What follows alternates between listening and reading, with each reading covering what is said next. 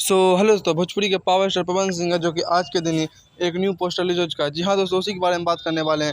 आज के दिन तोड़ेगा, कल के दिन तोड़ेगा ये सब गाने का रिकॉर्ड। जी हाँ दोस्तों, चलिए हम बात करते हैं सबसे पहले पोस्टर के बारे में।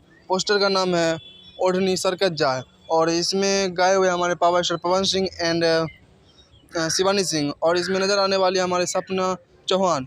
और ये एक लोकगीत है और ये सब गाना का रिकॉर्ड तोड़ेगा। जिस सॉन्ग का टाइटल रखा गया ओढ़नी सरकत जाए, जिसमें कि हमारे नज़र आने वाले power star Pawan Singh and सपना चौहान, और इसको गाए हुए हैं पावर स्टार पवन सिंह और शिवानी सिंह, जो कि कल के दिन अपलोड 6:45 पे अपलोड हो जाएगा।